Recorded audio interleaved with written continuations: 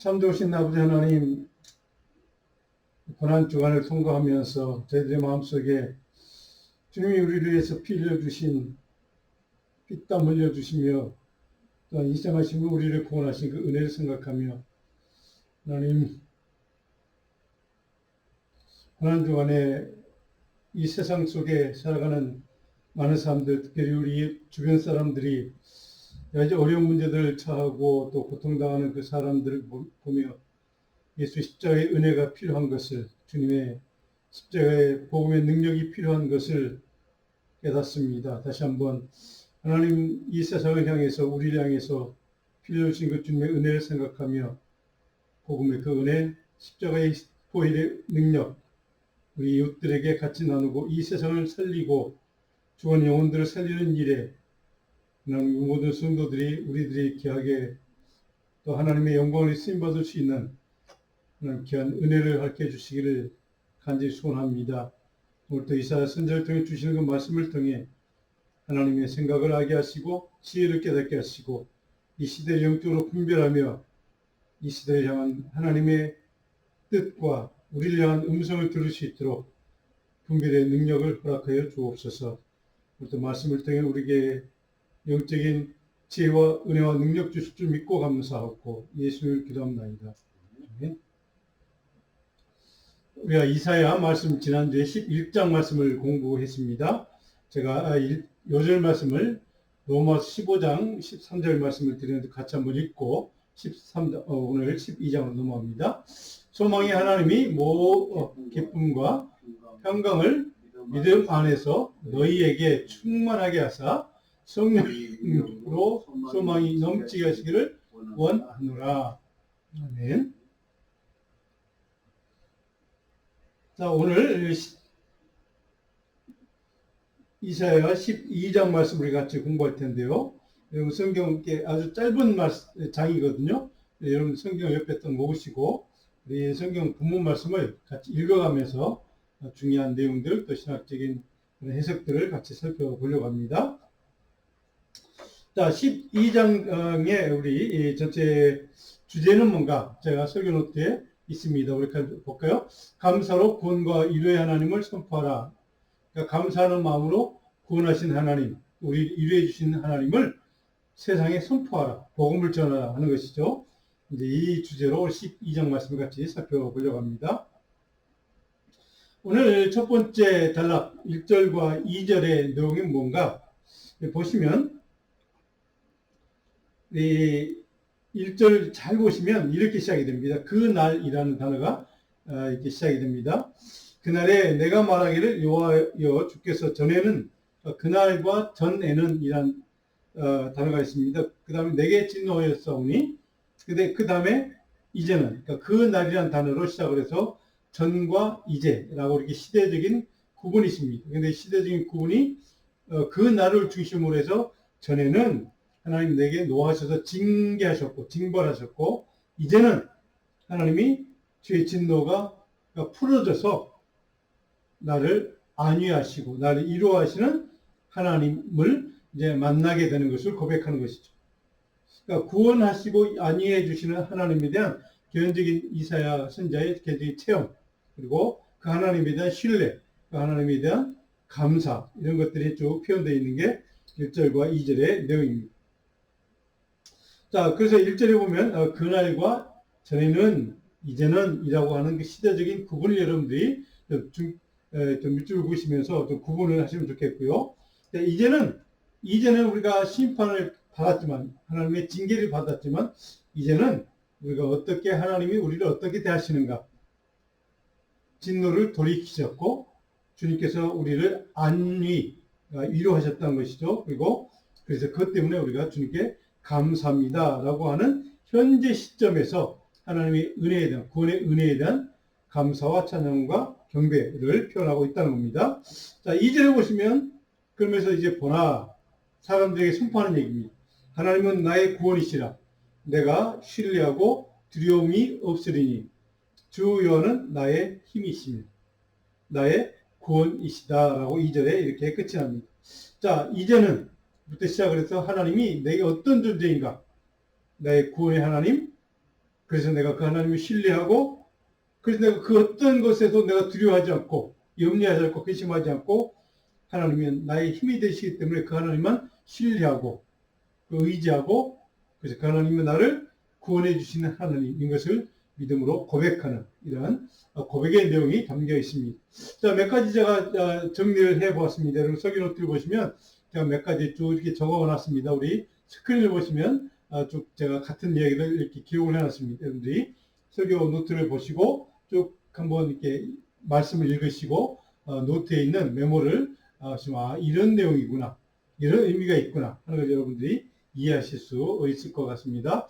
자, 그런데 제가 제일 마지막 우리 지금 보이시는 스크린에 제일 마지막에 보면 종말론적인 구원의 시점이라고 제가 이렇게 제목을 달았습니다. 뭐냐면 그 날이 어떤 시점인가? 그날은 종말론적인 하나님의 구원의 역사가 시작된 시점이다 라고 해서 그날을 이렇게 영적으로 신학적으로 해석을 하면 좋겠다라고 제가 적어놓은 겁니다.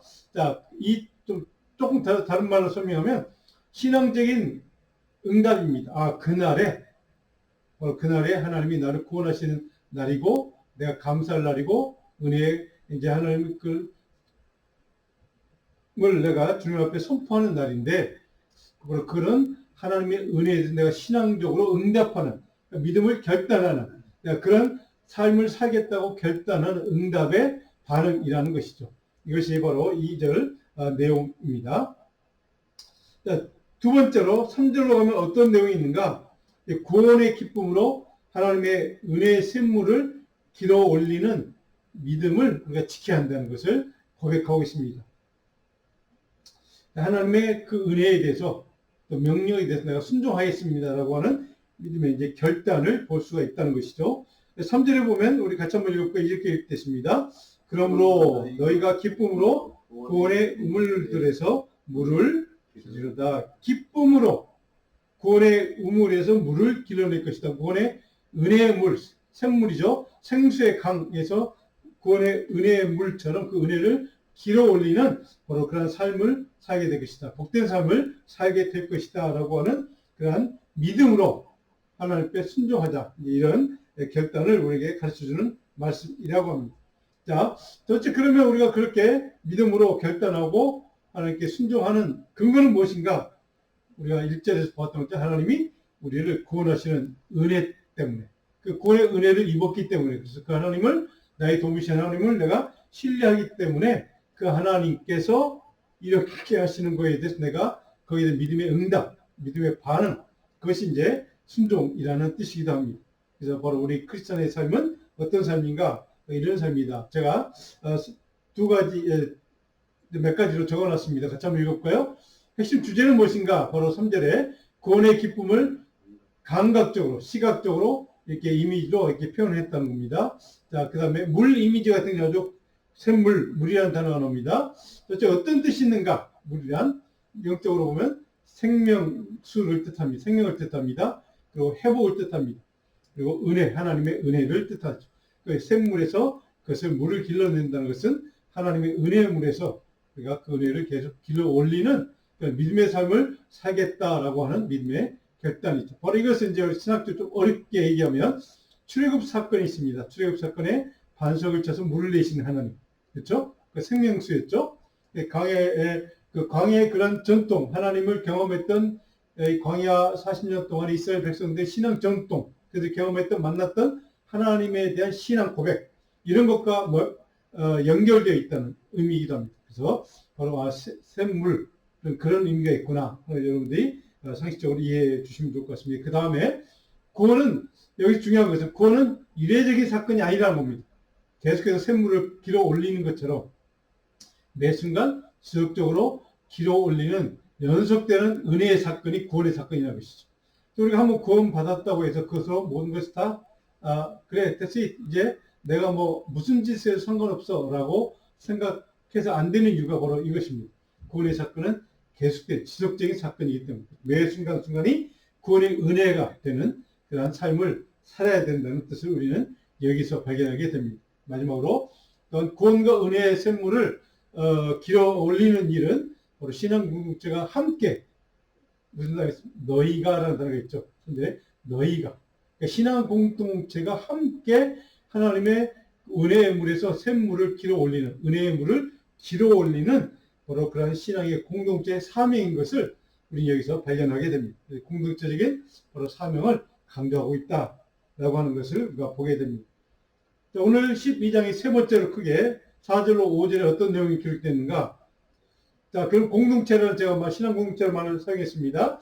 그럼 공동체적으로 신앙 공동체 함께 찬양함으로 구원의 은혜를 열방에 선포하는 삶을 살라는 명령이 기록되어 있습니다.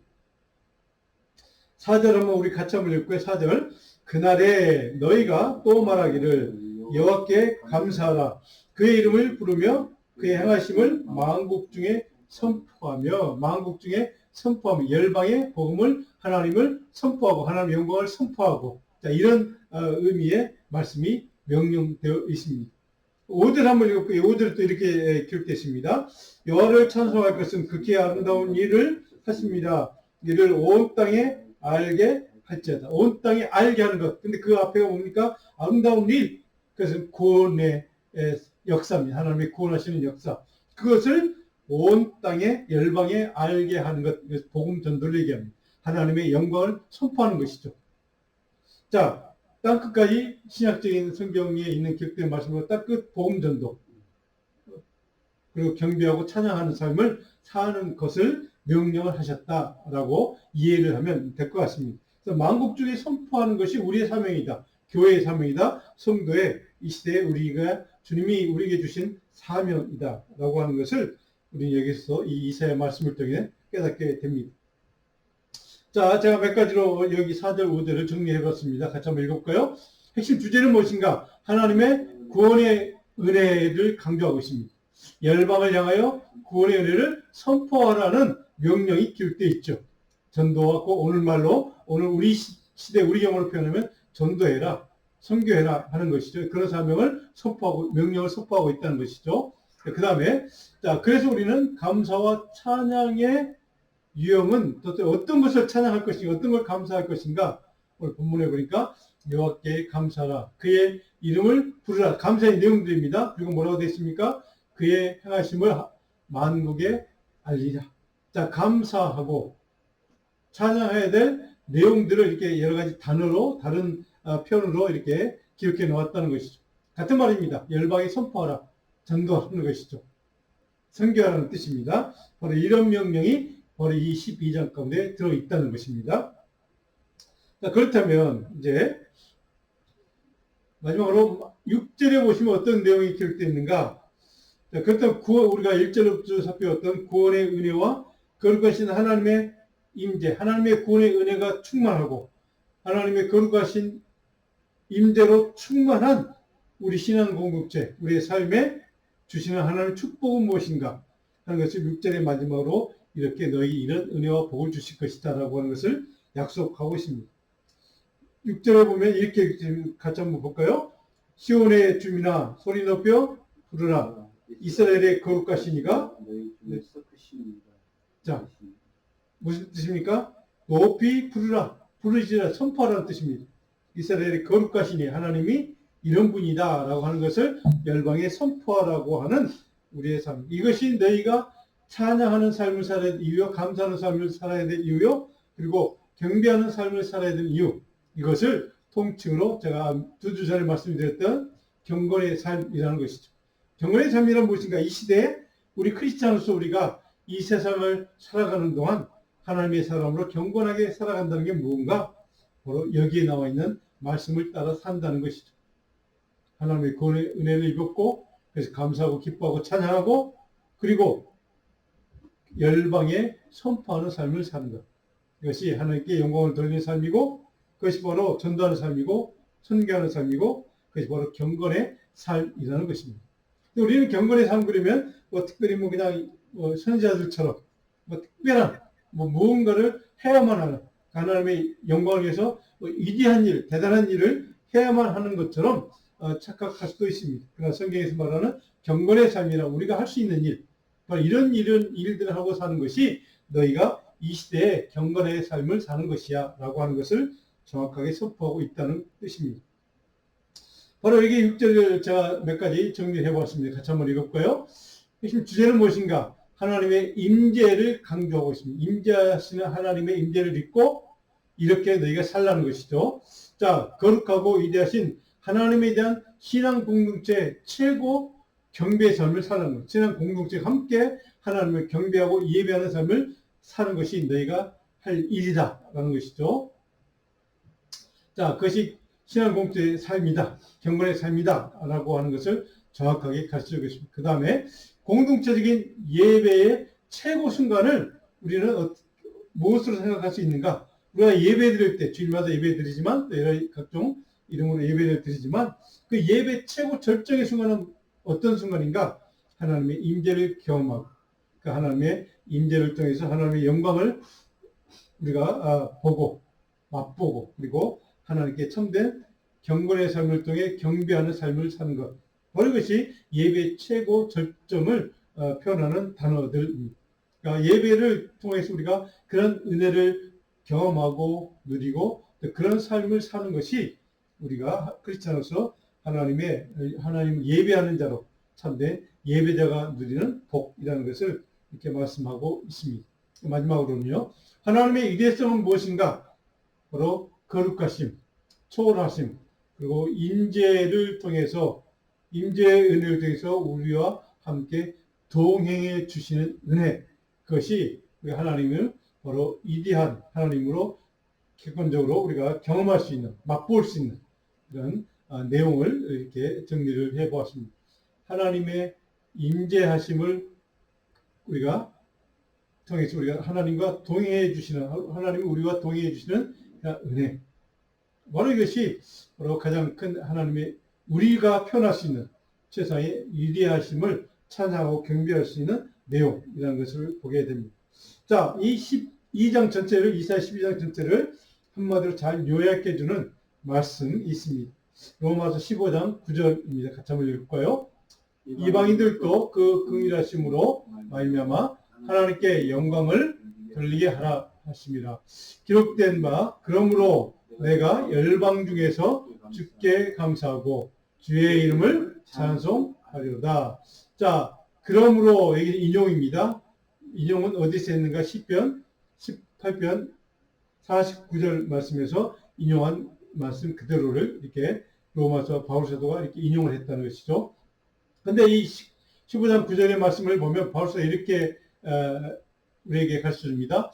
이방인들도 시작합니다. 그 긍휼하심으로 말미암아 하나님의 긍휼의 은혜로 말미암아 구원의 은총으로 말미암아 하나님께 영광을 돌리게 하기 위해서. 자, 그러면 하나님께 이방인들의 영광을 돌리게 하기 위해서.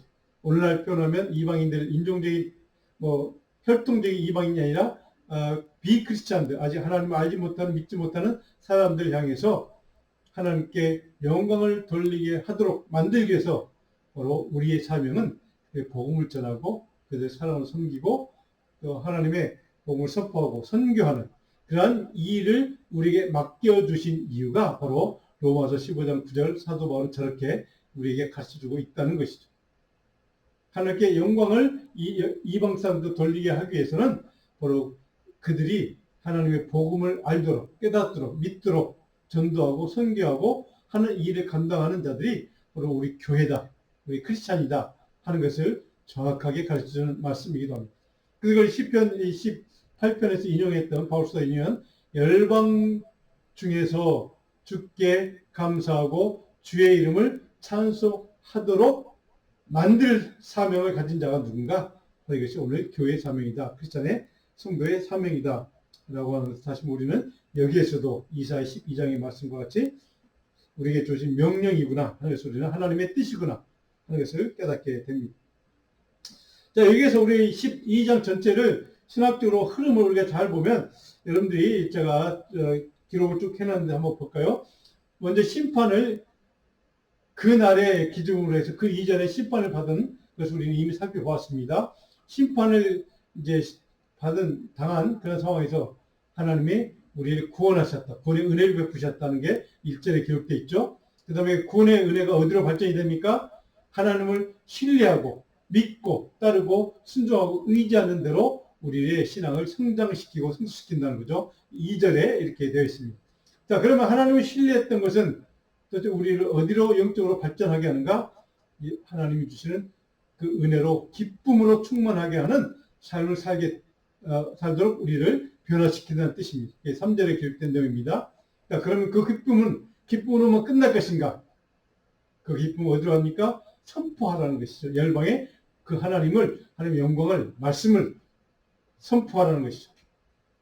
자, 그리고 선포는 어떤 결과를 낳는가? 예배 공동체 완성, 신앙 공동체 완성. 오늘 사도행전에 꿈꾸었던, 사도행전을 통해 우리에게 주신 하나님이 꿈꾸시는 오늘 이 시대를 향한 교회의 꿈, 예배 공동체를 완성하는 일이 이제 가능해진다라고 하는 것이 바로 6절에 찬양하는 것이죠. 이것이 이렇게 12장 한 장 가운데 중요한 신학적인 흐름들이 쭉 다 이렇게 연결지어서 설명이 되어 있습니다. 굉장히 중요한 장이기도 합니다. 그러니까 여러분들 12장 뭐 짤막하니까 또 집에서 또 이렇게 다음 시간까지 좀 계속해서 반복해서, 특별히 이번 주 고난주간이니까 제가 주일날 드렸던 말씀 그 같이 읽으시면서 우리 이사야 12장도 반복해서 이렇게 여러분 읽어주시면 좋겠습니다. 자, 바로 이 12장 전체를 제가 요약을 해서 제가 스크린에 적어놨습니다. 그 앞에 다시 한번 돌아가면요. 마지막에, 자, 구원을 체험했으면 그게 어디로 발전합니까? 영적인 변화가 있죠? 영적인 변화가 있으면 어떻게 됩니까? 공동체가 하나님을 찬양하는 예배 공동체로 바뀌죠. 그리고 예배 그 찬양으로 끝나는 것이 아니라 그래서 열방에 선포하고 알리고 전하고 선교하는 대로 나간다. 바로 그런 일들을 통해서 하나님이 임재가 우리에게 경험이 되고 그 임재를 경험함을 통해서 하나님이 기뻐 받으시는 예배를 드리고, 그것이 우리의 경건의 삶을 통해 하나님이 임재하심으로 우리가 동행하는 역사, 은혜를 날마다 경험할 수 있는 이런 신앙적인 사이클, 흐름이 이렇게 12장 한 장 가운데 쭉 기록되어 있습니다. 그래서 이 12장을 굉장히 제가 여러분들에게 반복해서 읽어보십사 하고 부탁을 드리는 겁니다. 자, 이 12장 전체를 결론적으로 우리 적용할 수 있는 교훈을 한번 우리 같이 한번 살펴볼까요? 읽어봅니다. 그리스도인이란 하나님의 긍휼과 은혜와 말씀의 능력으로 변화되어 하나님의 구원의 은혜를 감사하고 하나님의 영광을 찬양하고 경배하며 열방에 선포하는 사명 위에 그 사명을 위해서 살아가는 존재임을 우리는 늘 기억합니다. 이것을 저는 경건의 삶이다 라고 이렇게 표현을 하고 있습니다. 이 전체를 한마디로 표현하면 경건의 삶을 살라 하는 것이죠. 바로 이것이 오늘 이사야 12장을 통해 우리에게 주시는 하나님이 명령하시는 이 시대의 우리의 시대적인 교회의 사명이요, 우리 성도의 사명이라는 것을 알게 됩니다. 자, 오늘 제가 묵상 요절로 드린 10편, 62편, 5절로 7절 말씀 조금 길지만 우리 같이 한번 읽어보겠습니다. 나의 영혼아 잠잠히 하나님만 바라라. 무릇 나의 소망이 그로부터 나오는도다. 오직 그만이 나의 반석이시오 나의 구원이시오 나의 요새이시니 내가 흔들리지 아니하려다. 내 구원과 영광이 하나님께 있으며 내 힘의 반석과 피난처도 하나님께 있도다. 아멘. 이 피난처 대신 은혜를 주게 이 땅에 십자가 저주기 위해서 우리를 구원하기 위해서 이 땅에 오셔서 인간의 몸으로 성장하시고 십자가 순환과 처형당하시고 부활하신 그 주님, 바로 이 고난주간에 바로 이 10편, 61편 이 말씀도 읽고 또 묵상하고 우리의 도움이신 하나님, 구원의 은총을 부어주신 하나님, 그 하나님을 감사하는 하나님의 은혜에 구원의 은총에 다시 한번 감사하고 고백할 수 있는 이 한 주가 되면 좋겠습니다. 제가 묵상 과제를 제가 마지막에 드렸는데요. 제가 이 말씀을 오늘 같이 한번 제가 특별히 과제 말씀을 읽고 우리가 이 말씀을 읽으면서 여러분들이 꼭 좀 생각해 보십사 하고 제가 다시 한번 강조하게 같이 한번 읽어봅니다. 나는 지금 하나님을 신뢰하고 말씀을 신실하게 순종함으로 이 땅의 온전한 평강의 은혜 회복을 위한 통로가 되는 삶을, 남은 자의 삶을 나는 살고 있는가? 꼭 좀 제가 남은 자의 삶을 계속 몇 주 동안 강조했죠. 지난주까지. 그런 삶을 나는 살고 있는가? 잘 말하면 경건의 삶을 살고 있는가 하는 것을 이 고난주간에 좀 깊이 묵상하고 우리 토요일 날 다시 만났을 때 다시 한번 하나님의 그 십자가 은혜 앞에 우리 자신 다시 한번 돌아보고 이 묵상의 주제를 다시 한번 깊이 생각해 본 그런 이 한 주간 되기를 간절히 주님의 이름으로 축원합니다. 기도하겠습니다. 아버지 하나님, 참 고난 주간을 맞으면서 저희들의 마음속에 너무나도 부끄러운 마음, 여전히 죄악된 모습, 회개하지 못하고 돌이키지 못하고 말씀을 온전히 순종하지 못하는 우리들의 부족한 모습, 죄악의 모습을 바라보며 주님의 십자가 앞에 다시 한번 무릎 꿇고 눈물로 통회하며 자복하며 주님 앞에 고백합니다. 주님, 사순절 이 마지막 고난주간에 우리의 마음과 우리의 생각이 다시 한번 십자가에 달려주신, 피 흘려주신 그 구원의 은총의 하나님을 다시 한번 바라보며 예수 그리스도의 그 고난에 함께 동참하며 우리의 삶을 통해 오늘 우리가 배웠던 이사야 12장에 주신 말씀처럼 이 땅에 그 하나님을, 그리스도를, 복음을 선포하고 증거하고 선언하고 또 나누고 전도하는 일에, 선교하는 일에 우리 성도들이, 우리 교회가 귀하게 이 마지막 때 쓰임받을 수 있도록 우리 모두에게 큰 은혜와 능력과 권능을 부어 주시옵소서. 그 하나님, 우리가 하나님의 은혜를 날마다 경험하며 우리의 삶에 임재하심으로 날마다 우리가 동행해주는 하나님, 우리의 도움이신 하나님, 그 하나님만 의지하고 그 하나님만 바라보며 이 어려운 시대를 말씀과 더불어 주님의 은혜와 더불어 이겨낼 수 있는 신실한 믿음의 삶, 주의 종들의 삶을 살 수 있도록 은혜 부어 주옵소서. 우리 성도들이 다 세상 가운데 믿음으로 날마다 주님의 뜻 가운데 살아갈 수 있는 믿음의 승리자가 될 수 있도록 은혜 부으시기를 간절히 바라옵고 우리 주님 예수 그리스도의 이름으로 기도하옵나이다. 아멘.